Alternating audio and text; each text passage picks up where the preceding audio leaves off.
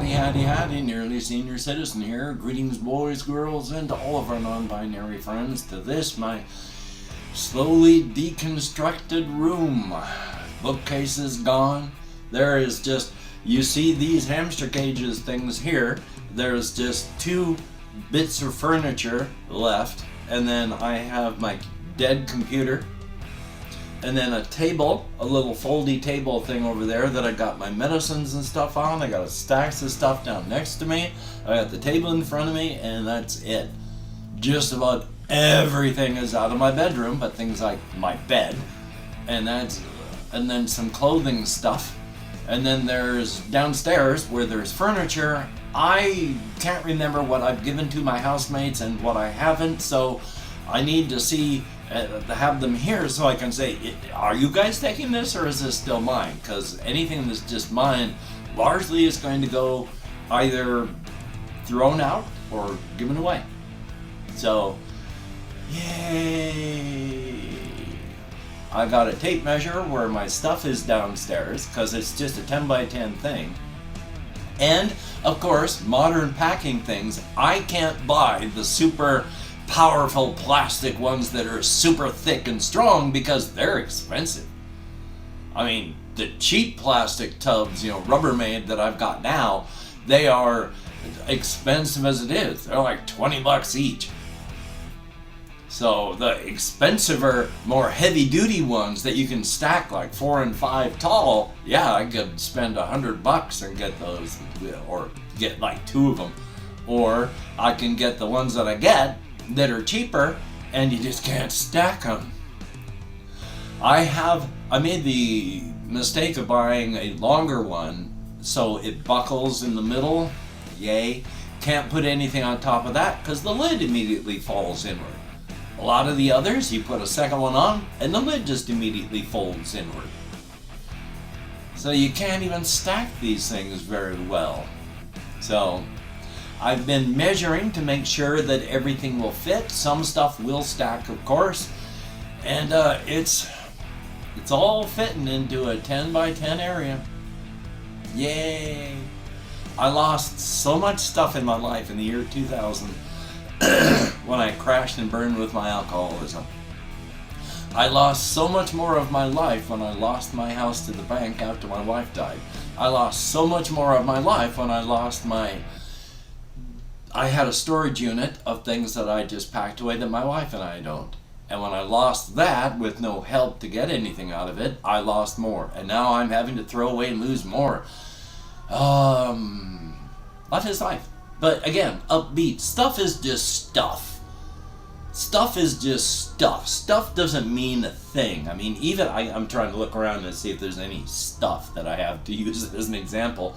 But stuff is just stuff. Even if you have a wedding ring by itself means nothing. It's just a piece of metal. A colored metal with maybe some rocks in it. It means nothing by itself. It's the emotional value that you attach to the object that makes it mean something. The object by itself doesn't mean a thing. So if you remember that, then you can do the more minimalist way. And I still mock because I don't really like that idea. It's worked for her, it's made her money, and it works for other people, but does it spark joy? I think that's not the best way to go through things in your life because there's other reasons to have stuff. But if you want to live a more minimalist life, that's a good way to look at it because stuff is just stuff, means nothing. So even though I've been sad and having to do the whole nothing means anything as I throw stuff out, it's still ultimately just stuff, and stuff doesn't mean anything. So thumbs up on that. But yeah, I am waving my arms around like I just don't care because I have had to partake of a lot of cannabis. I took my medications as soon as I got up. I am hurting galore. I can't just lift and carry stuff like these bookcases. So I gotta tip them and drag as best I can with my low back where if I do anything, it just screams. And up here where, oh boy, this is fun. I gotta make sure that while it's hurting, I'm not gonna make it hurt too much later. I am glad that I can still use all of my extremities so far while having dragged stuff. I shouldn't be dragging this stuff. I don't have anyone to help me. So I had to drag it all down the stairs. All my stuff is stacked downstairs. Yay. Oh, so yeah, I've got a lot of just plain muscle ows. But I've done muscle stuff in the past. It's not muscle ows from exertion. It's muscle ows from nerve irritation. Yay. And so, yeah, I got a lot of nerve pain going on. My arms are not feeling good, but they don't feel so bad that I can't wave them around.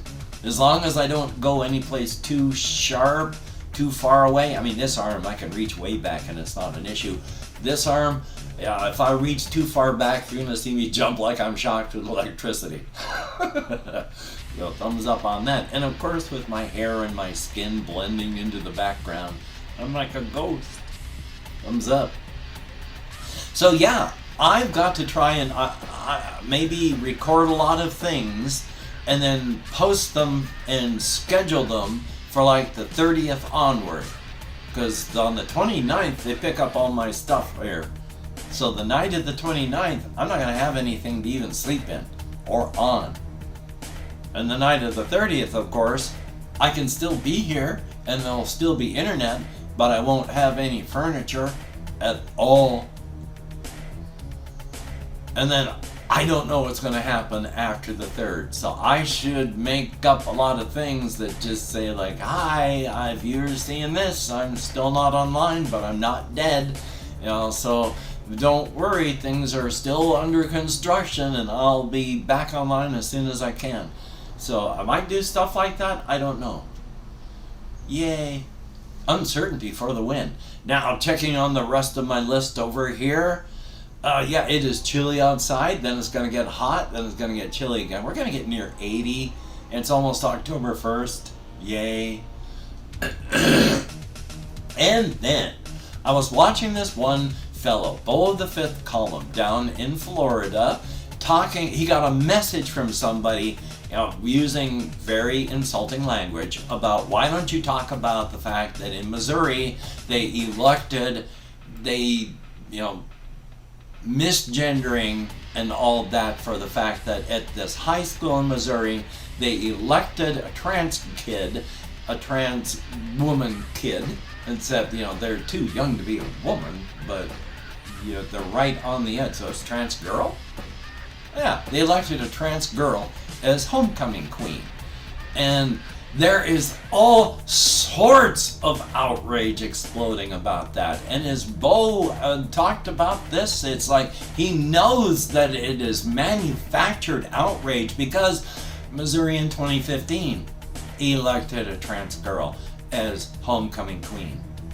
Did anyone hear a chirp? Nope. So what's different in 2023?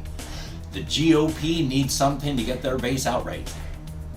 The thing is, it ain't working, as Bo pointed out, because here's all this outrage all across the United States that they've been doing for the past 2 years and more. And what happened? Well, they elected a trans girl. All the transphobic stuff they're pushing ain't working on the kids that are going to be voting very soon.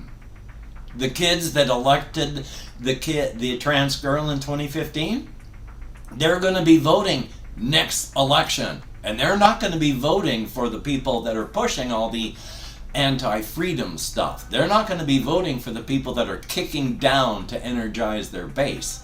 Because remember, when they're kicking down at all these people, they're still constituents. They're still Americans that they're othering. They're still United States citizens that they're othering, in the hopes that stochastic violence gets them killed.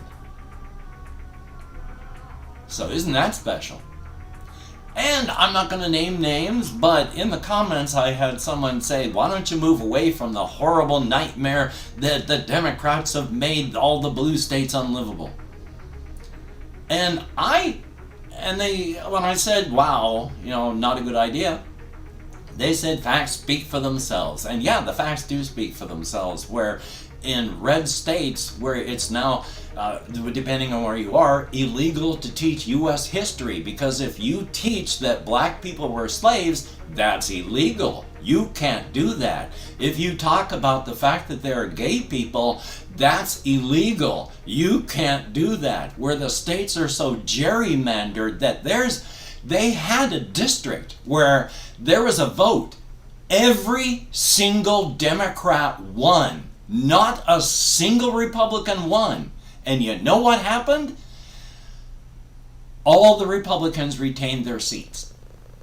Even though not a single one of them got voted in, there was so much gerrymandering that, yeah, not a single one of them lost their seat, and nothing changed after all the Democrats got in, because they don't have to worry. It's so gerrymandered, you can't do anything.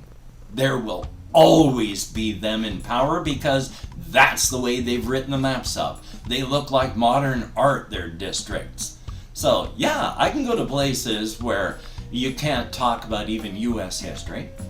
I can go to places that are so gerrymandered, these people can be as corrupt as they like, and they'll never be displaced. And then, of course, you know, the Republicans, for the last 50 years, there has been the 11th commandment under Ronald Reagan, who said, Republicans do not attack Republicans. Well, Democrats, it's hard for Democrats to do anything, because they are not one monolithic group. They are a bunch of disparate groups with a whole bunch of different ideas trying to work together as a group. When for 50 years, the Republicans have been lockstep. It doesn't matter if you don't like what the party does. If you are a Republican, you don't disagree with or publicly badmouth Republicans or the GOP. That's broken down. And if you watch what's happening in the House right now with the absolute clowns that have been elected and how they're going to shut down the government real soon because they think it's a good idea.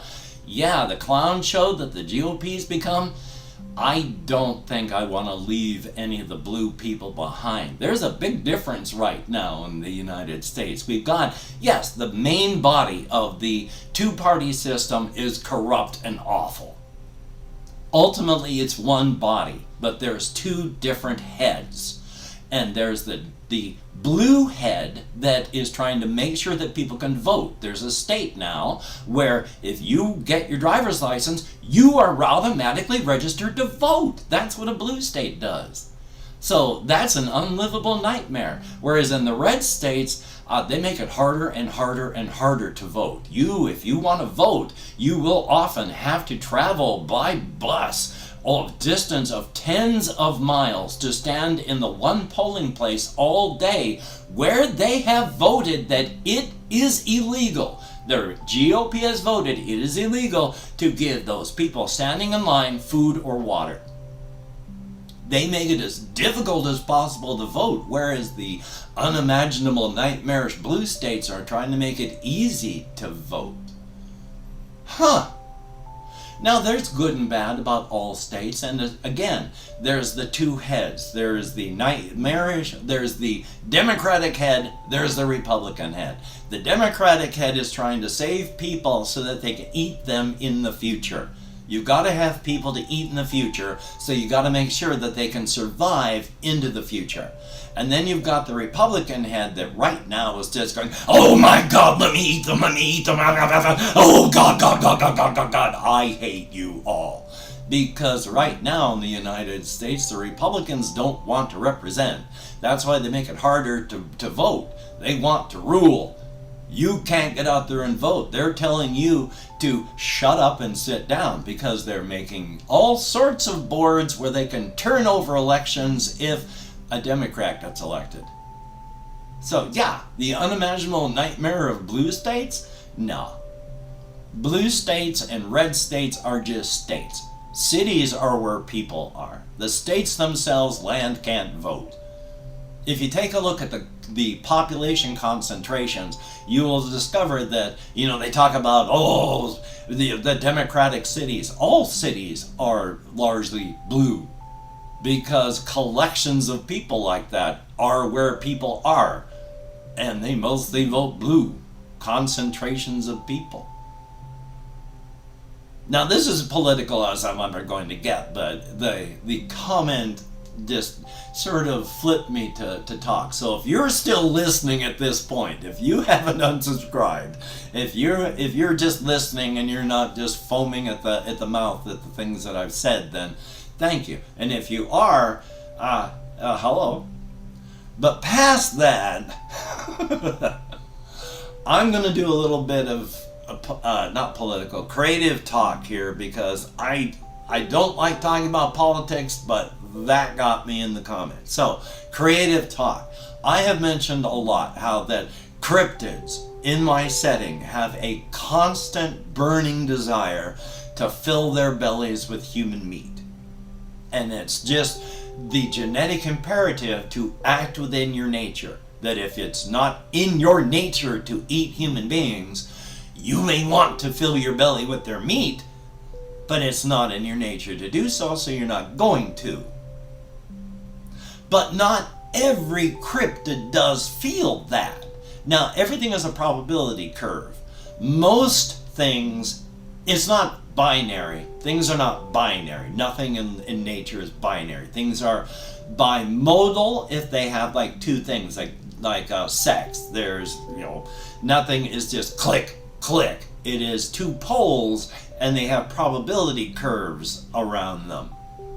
So everything is that way. So in this case, trying to remember where I'm going with this, cryptids, and yes, they're burning desire.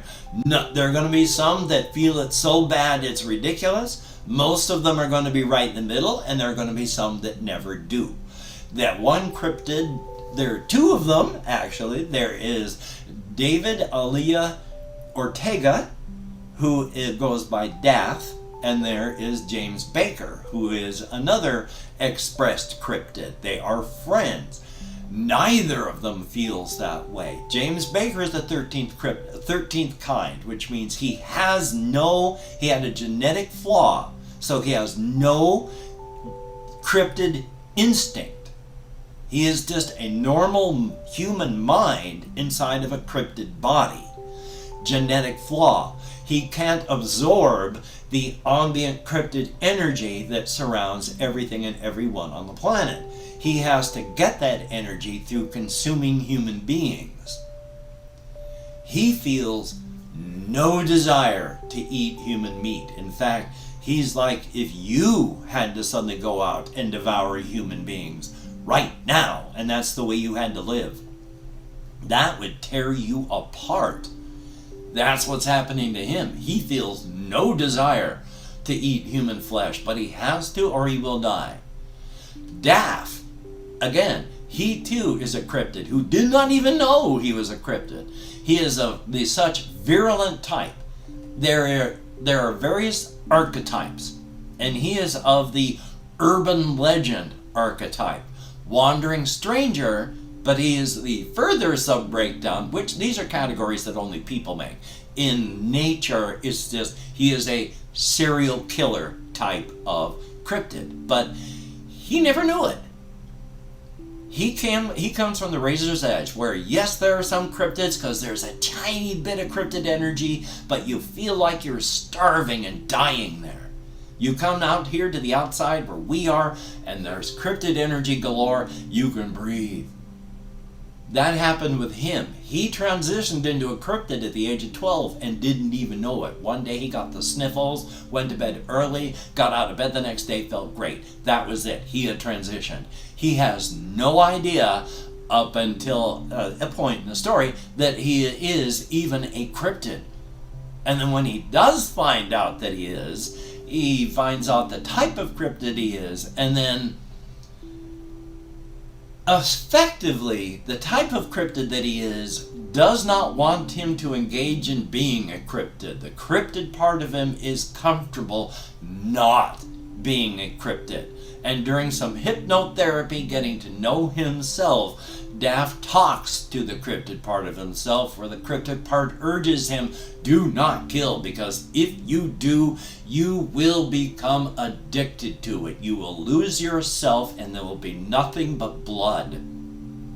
And I am comfortable. I do not want to work. And so his cryptid is a part of him is urging him not to do anything.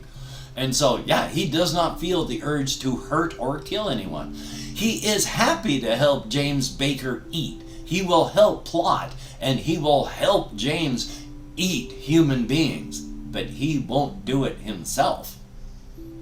James eating someone, even if death is an integral part of him being able to eat that person, even though he may have distracted them while James comes up and gets him from behind, he's not killing and eating them.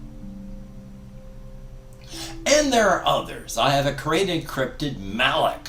Malik feels absolutely zero desire to consume human flesh. And in fact, even though Malik has to eat like 3 people a year and is also an urban legend, the Jinky hates it so much that if they could, they would end themselves. Their mind, their being is a composite of 12 victims. And even though there's no personality that came through, they were 12 victims that brought Malik to life. And now Malik has to victimize to live. And that is tearing him apart. He does not want to kill and eat human meat. But if he does not, his body will take over, kick him out of the driver's seat, and go hunt and eat. Malik can't stop his body.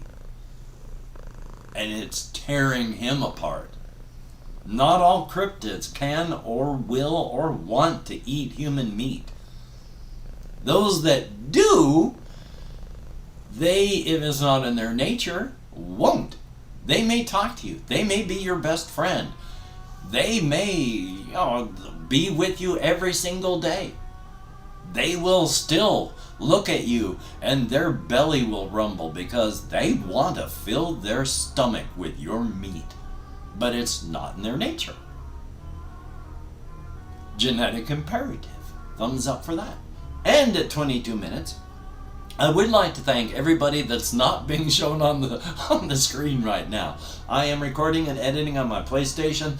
I cleaned that thing off from dust not that long ago, and it is getting the ports choked again and again. So again, oh boy, I can speak English. Gabapentin is already going to work. I was speaking in tongues earlier. But that's getting choked with dust. But I record and edit on that, and you can only do so much, and I can't put my names up here. But thank you, each and every one of my Patreon patrons. Without you people, I and my aging pet would have been hosed a long time ago. And all my people who have donated to my PayPal, and everyone who has donated to my GoFundMe so that I can get moving, it's going to be tight even now. I've been having to buy things. I still need to buy some more tubs. I've only got about $800, and I've got to get some housing if I can't make it into the tiny house. And even that is $500 for rent, and I need to still get the U-Haul, and I need to pay for transport. Oh, I don't even know if I've got enough money. So we shall see. I'm going to hopefully do a GoFundMe. I'm checking to make sure my chair is so I'm not sitting like this in my chair. So moving it so it's more normal. But hopefully things are going to work out. But as well, I'm going to go through and thank everybody that's it's above. I can English. Going to go through and thank everybody that's left me a comment in the past 24 hours. There aren't many. That's okay. But anything more than 0 is awesome. So we have Jesse Koskinen, and of course, if I mispronounce the username, no disrespect is intended. And even though I'm counting in American Sign Language over here, that's mostly just for stimming purposes. I'm not really paying attention. So if I get lost and you know ASL, well, that's because I don't really care if I get lost. Yep, again, Jesse Koskinen, thank you for watching some of my older reaction videos and stuff. I did have a lot of fun. I'd like to do more stuff like that again. As well as the solo RPG stuff. I just gotta get a stable housing and my neck operated on. So, yay. And then there is Zach Morris, who, I'm never gonna move from the Pacific Northwest by choice just because even politically, even if we ignored that, I just love the area. When I look at the horizon, if I can't see mountains, it's wrong. So I can't move to a flat state. If there aren't trees surrounding me everywhere, that's wrong. I can't move to a place that doesn't have that. And even though it's getting too hot anymore, I like the temperate area we're in. This area, oh, there's an explosion. Must have been another transformer going up. This area is like the UK, is like Germany. I like this latitude and temperate zone.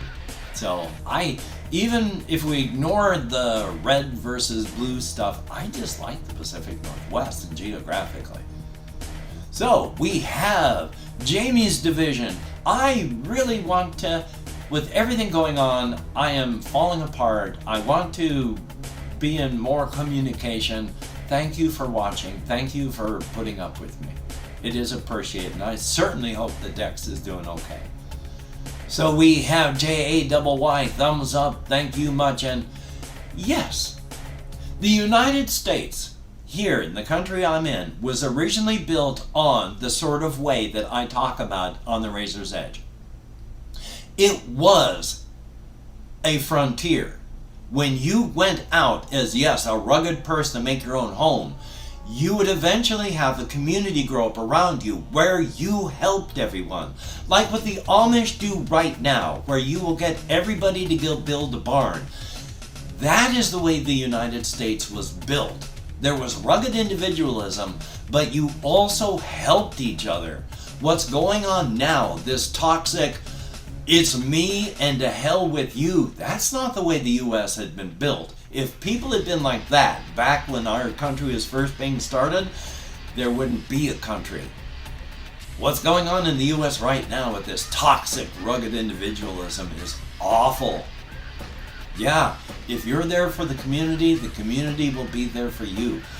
That's the way it used to be. That's the way it is, and still in some smaller communities, and that's the way it should be. People should be there for you. You should be there for people. So, yeah. And then there is Books, Bricks, and Boards. Oh, Mahokey smokes. They have had horrible stuff happening as well. I sincerely hope that it gets better for you. If you are still watching here, I sincerely hope it gets better. And Roscoe, thumbs up, thank you much. And, oh, it's tough, but we're getting through there. And Stephen Blanchard, hokey smokes. I'm glad you didn't lose your home. That's a good thing. And with Jason Cunningham, hey, it is good to see you in the comments. And I'm glad you're still alive. With all the stuff you've told me about with your heart surgeries, hokey smokes. Everybody has their own cross to bear. My life sucks. But my life is just my life. My life doesn't affect yours. Your life has its own suck parts. And my life doesn't affect yours. And yours doesn't affect mine. But that doesn't mean that mine is better or mine is worse, and I am sorry that you have had to deal with that. With the surgery that my wife just had on her heart that one time, that was bad. I'm glad that you're handling that. That was very rambly, and I hope you understood what I meant. RJ Mitchell, greatly appreciated. Always good to see you in the comments, and yeah, I'm doing my best to stay upbeat. I mean, I am naturally depressed. That's the way my biochemistry is. I have been on a 2-week cycle most of my life. It's only in the last decade and some that's fallen apart. But yeah, I do my best. So thumbs up, thank you. Good to see you. And there is Just Nick, please. Thumbs up, and I'm doing my best. And Ice Damon, it's good to see you in the comments as well. I try to do my best to do stuff, so thumbs up, thank you much. Trevor Bearman, thank you very, very much. Your wishes are greatly, greatly appreciated. Jonas, thumbs up and thank you. And that is it. Everybody who left me comments in the past 24 hours, greatly appreciated. You get me out of my head, into the world, and dealing with real people, if only for a short time, and if only in text. Thumbs up. Yay. Well, hokey smokes. It's a Friday. I still got stuff here to pack up and move. I still got a little bit of stuff in my bedroom, not much. I got some little stuff downstairs, like all the stuff in my bathroom, the stuff that I use to, daily grooming stuff. I can't pack that up yet. So I got stuff I gotta do. I got at least one phone call I gotta try and make. So that's good. Yay. Of course, I'm gonna go for walkies later on and try and stay as upbeat and positive as possible. I have not been able to play any video games of late. I have been falling asleep all the time because I am exhausted. Physically, mentally, and emotionally exhausted. So I am just falling asleep all the time.